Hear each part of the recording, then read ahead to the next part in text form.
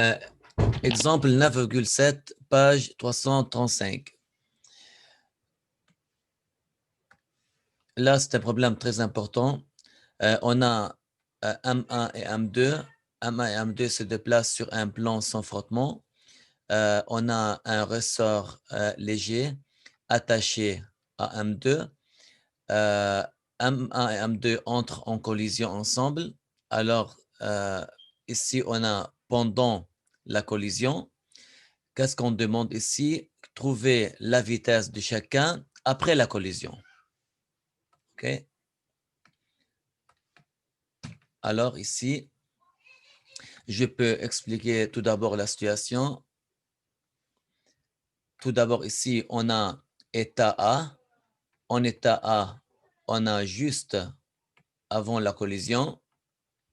On a l'état B, c'est pendant la collision. On peut dire pendant collision, P, C. Et après, on a l'état final. Après la collision, on a M1 et M2, mais on n'a aucune idée à propos de V1' et V2'. Pour savoir est-ce que l'objet se déplace à droite ou à gauche, il faut trouver la vitesse. Si la vitesse a une valeur négative, alors se déplace à gauche. Si la vitesse a une valeur positive, alors se déplace à droite. OK. Pour commencer, ici, laissez-moi poser une question simple. Est-ce qu'on a une collision élastique ou une collision inélastique? Vous savez bien que pour avoir une collision inélastique, il faut avoir une conversion en énergie interne. Alors, il faut que l'objet passe à travers que l'autre. Il faut que avoir des objets qui se collent et continuent ensemble. Alors, on a ici des collisions inélastiques. Mais ici, ce n'est pas le cas. Alors, on n'a pas de conversion d'énergie interne en énergie interne. Alors, on peut dire directement on a une collision inélastique. J'écris cette idée. Alors, on n'a pas une conversion en énergie interne, alors c'est une collision inélastique. C'est quoi? Qu'est-ce qu'on a comme collision inélastique? Qu'est-ce qu'on a comme équation? Tout d'abord, vous savez bien, pour la collision inélastique et inélastique, dans tous les cas, on a P initial est égal à P final. Tout d'abord, on a l'énergie cinétique juste avant, voilà, juste avant est égal à l'énergie cinétique juste après.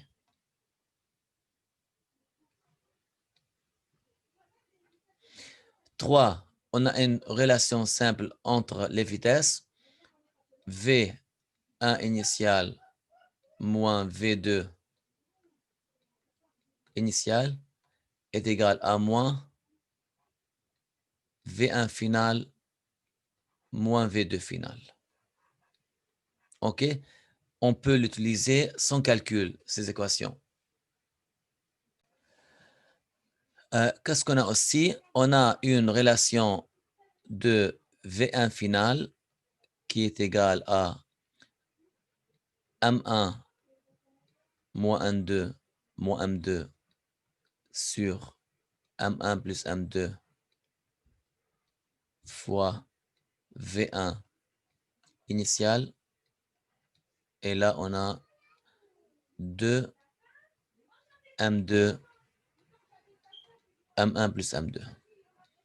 Alors là, c'est intéressant parce qu'on a une relation directe entre la vitesse finale de 1 et les vitesses, entre la vitesse finale et les vitesses initiales.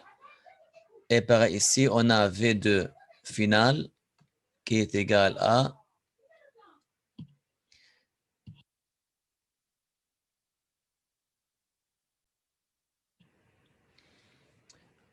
on a 2 M1, M1 plus M2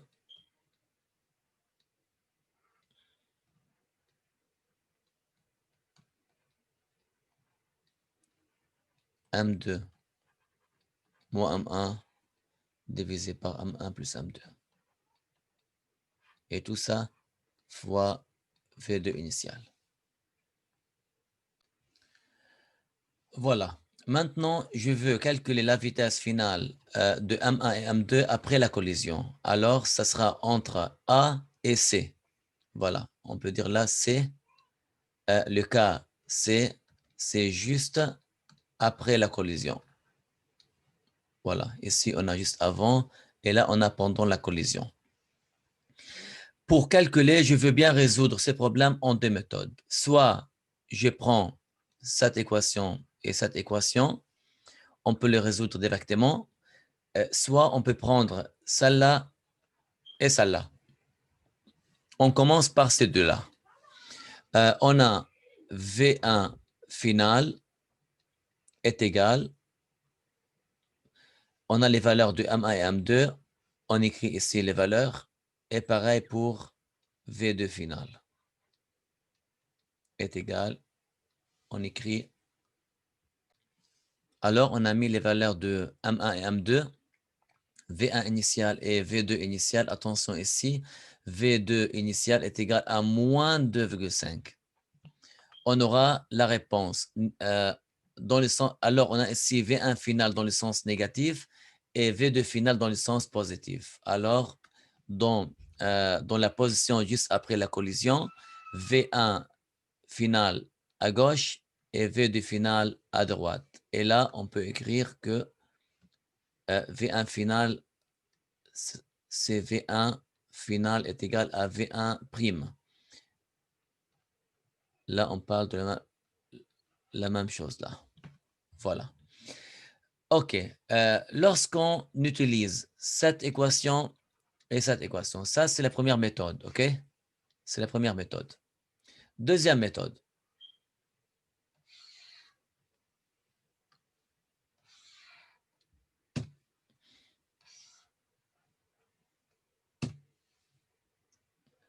On peut utiliser P initial est égal à P final. P initial, c'est dans la situation A et P final dans la situation C. Alors, juste avant la collision et juste après la collision. Qu'est-ce qu'on a avant? On a M1 fois V1 plus M2. On peut dire directement M1 fois V1 plus M2 fois V2. Attention, le négatif est égal M1 fois V'. On peut dire ça V'1 ou V1 final. C'est la même chose. Plus 2,1 fois V2 final. Alors, c'est la deuxième méthode.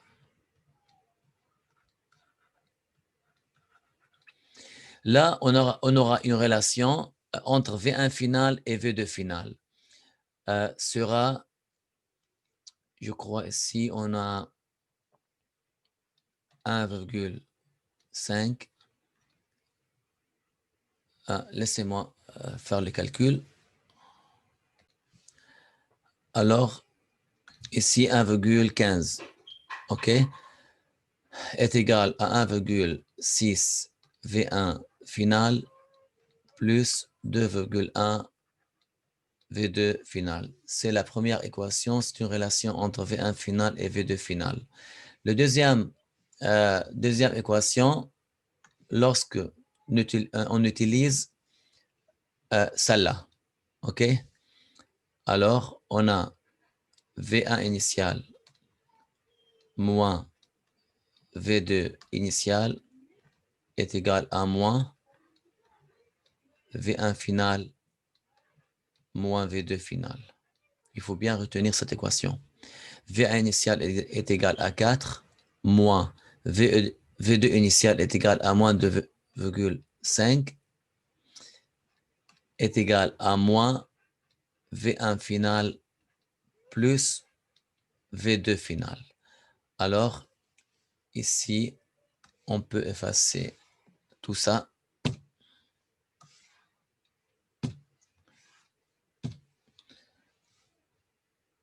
on aura une autre équation, sera 4 plus 2,5, on a 6,5 est égal à moins V1 final plus V2 final. OK? Alors, c'est la deuxième équation. On a l'équation 1 et l'équation 2. On fait le calcul par votre calculatrice et on aura le même résultat. V1 final est égal à moins 3,3 mètres par seconde. On peut l'écrire comme ça ou comme ça. Et aussi, on a V2 final est égal à plus 3,12 1 par seconde. OK? Très bien. Deuxième partie. Deuxième partie, qu'est-ce que je demande? On peut laisser ça. OK. J'écris la...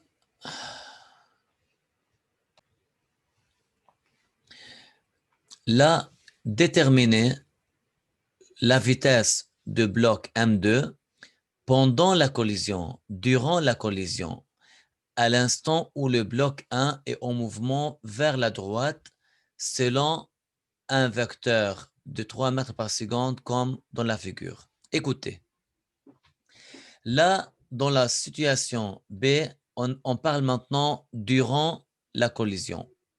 Alors, tout d'abord, on a M1 se déplace à droite et M2 se déplace à gauche. Ils font la compression. Quand les deux objets font la compression, alors on est en train de faire la collision, on est durant la collision. Tout d'abord, on a la compression. Qu'est-ce que je demande ici? Si V1 final arrive à 3 mètres par seconde, il faut trouver V2 final. Alors, c'est clair maintenant, on n'est pas arrivé jusqu'à maintenant à la position finale de compression parce qu'il va continuer. Après, on arrive à la compression maximale. Mais on est juste avant, ou on est avant la compression maximale. V1 final est égal à 3, V2 final à trouver. Très bien. Alors ici, je prends deux cas. Le cas A, juste après la collision, et le cas B, lorsque V1 est égal à 3 mètres et on doit trouver V2. Alors ici, comme vous voulez. Alors ici, on a le choix. Soit on peut utiliser la relation de P initial et P final. P initial, c'est juste avant la collision dans la situation A. Et P final sera pendant, on dit pendant la collision ou durant la collision, lorsqu'on a, parce que durant la collision, on a plusieurs positions. Ça peut être ici, ça peut être là, ça veut dire on a la collision ici. Mais juste, je prends la position où V1 final est égal à 3. OK. Alors, on a ici V1 final est égal à 3 mètres par seconde. On doit trouver V2 final. En tout cas, on doit avoir la valeur de V2 final dans le sens négatif, comme vous voyez ici. Très bien. Alors, on peut appliquer cette relation ici pour trouver la vitesse.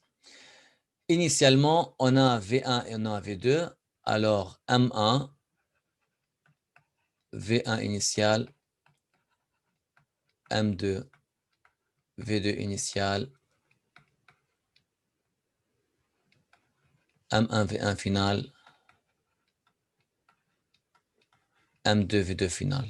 M1, 1,6 fois 4, 2,1 fois moins 2,25,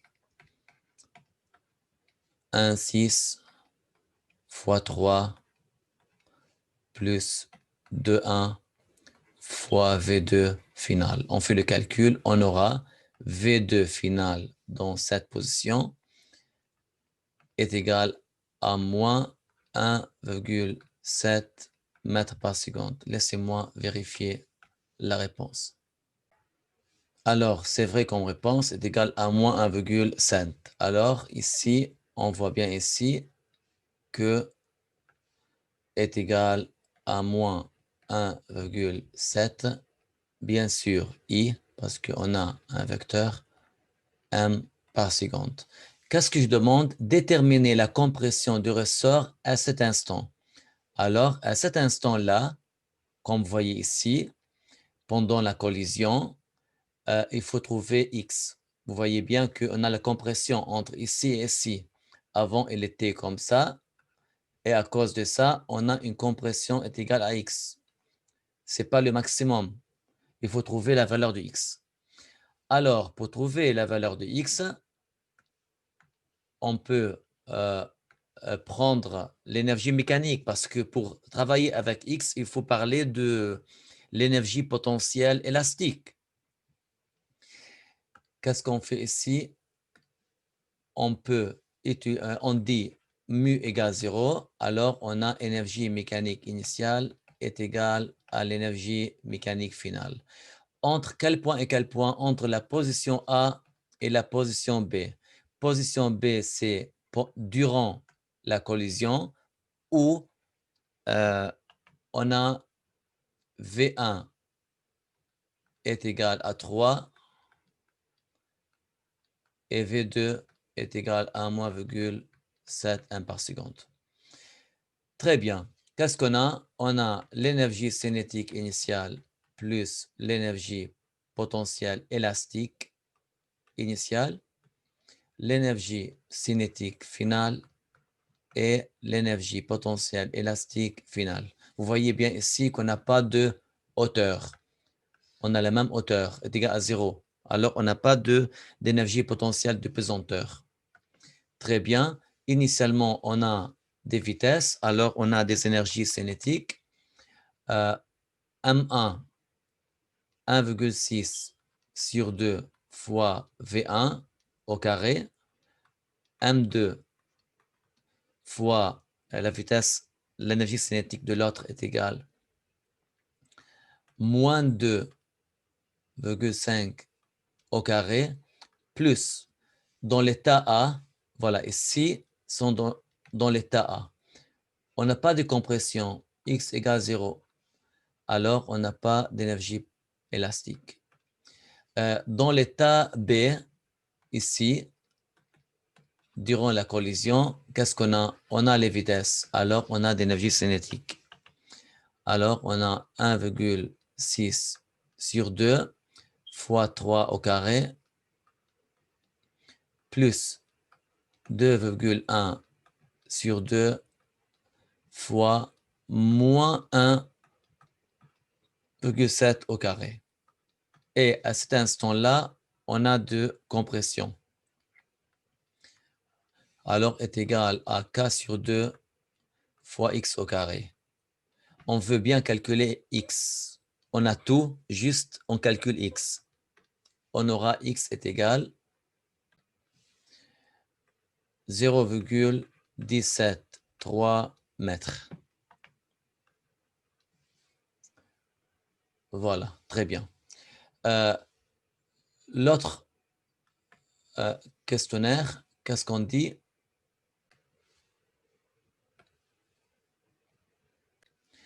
Là, on veut bien calculer la compression maximale. Écoutez, là, c'est un point très important.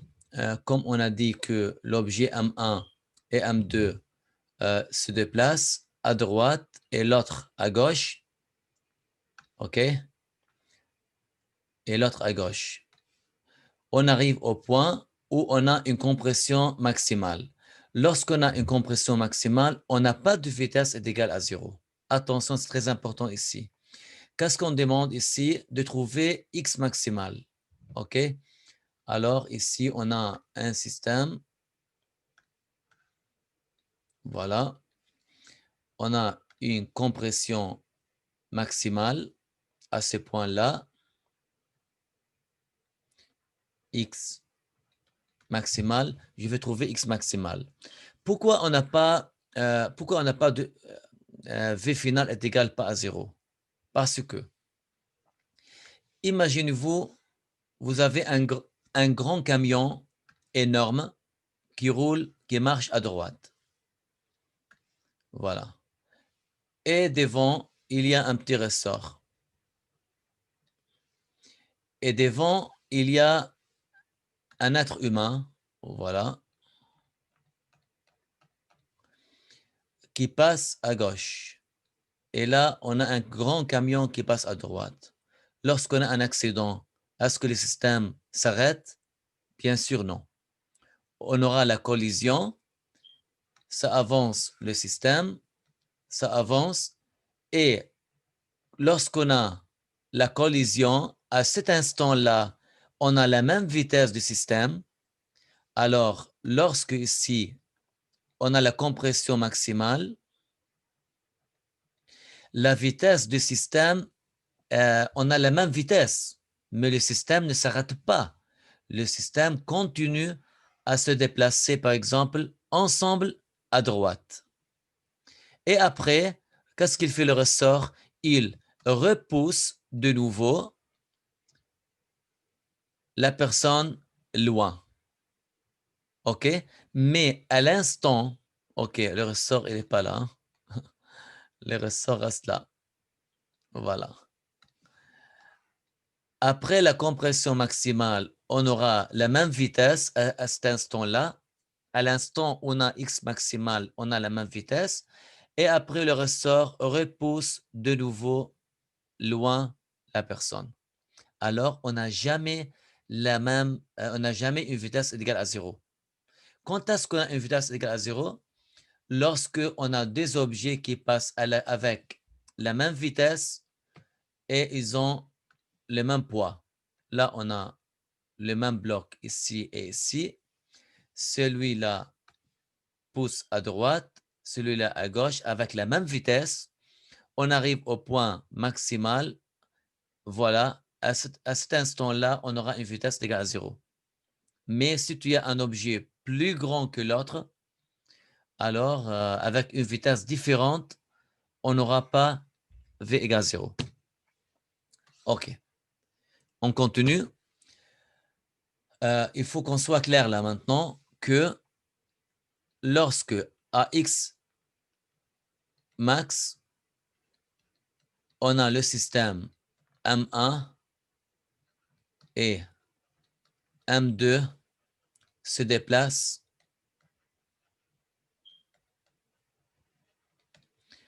à la même vitesse.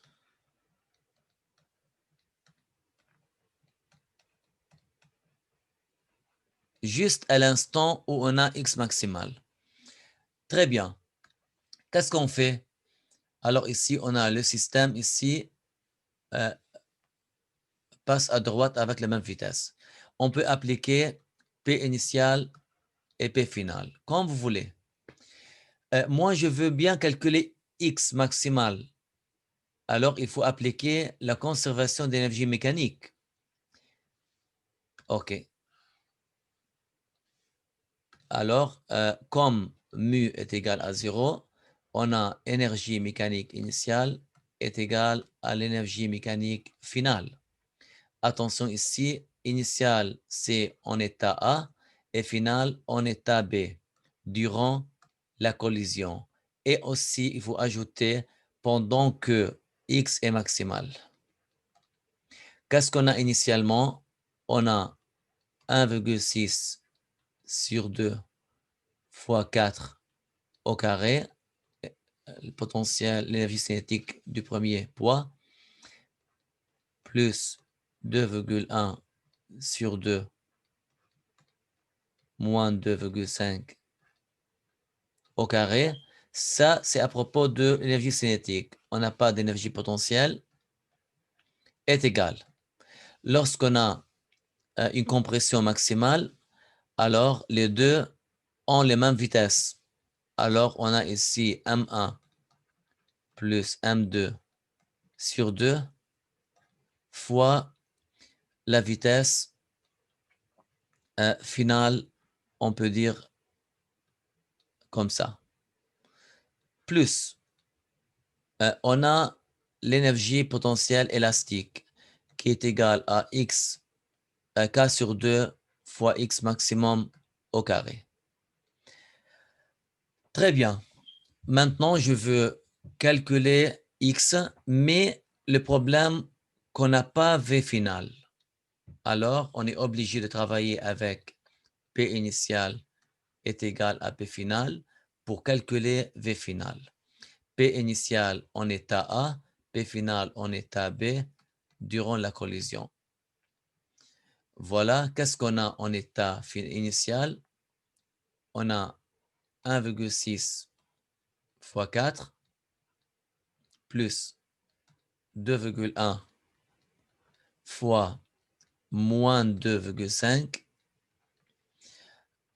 Ça juste avant et pendant la collision, on a les deux objets se déplacent avec la même vitesse. 1,6, 2,1 avec V final. On peut calculer V final facilement. On aura V final est égal. Alors, on a V final est égal à 0,311 mètres par seconde. On peut mettre la valeur de V final ici pour calculer X maximal. On fait le calcul, on a tout. On a K est égal à 600 et après le calcul, X maximal est égal à 0, je crois c'est 0,53 mètres. Laissez-moi vérifier la réponse. Mais non, 0,25.